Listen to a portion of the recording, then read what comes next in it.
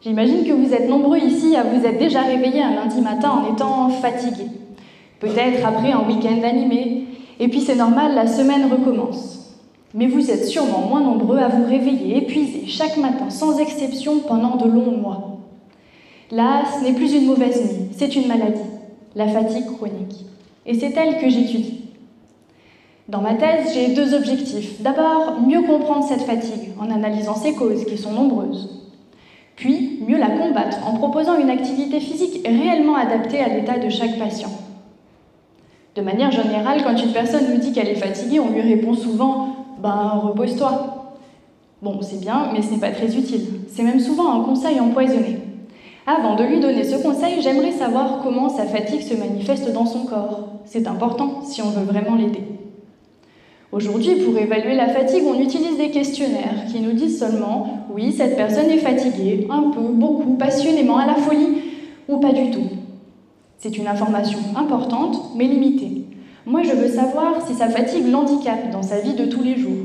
Alors, pour tester cela, je vais lui demander de pédaler de plus en plus fort, un peu comme si elle montait les escaliers de son immeuble et qu'on lui rajoutait un objet de plus en plus lourd à chaque étage, jusqu'à ce qu'elle s'arrête à bout de force. À ce moment-là, je vais regarder ce qui se passe dans son système neuromusculaire en situation de fatigue aiguë.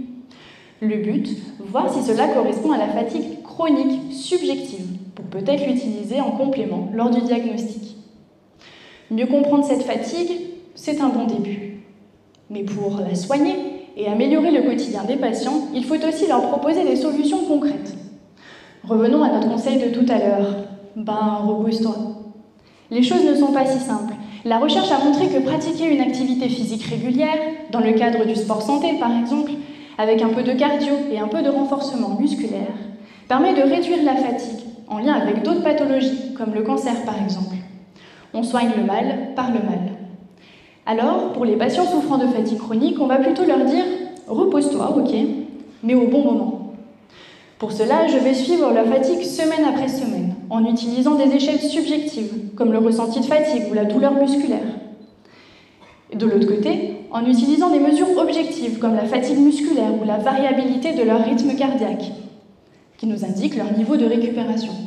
Et à partir de tout ça, je vais ajuster l'entraînement pour optimiser la posologie. Si la fatigue augmente, j'en diminue l'intensité. Si elle diminue, je peux la rehausser. Et si elle reste stable, je garde le même programme.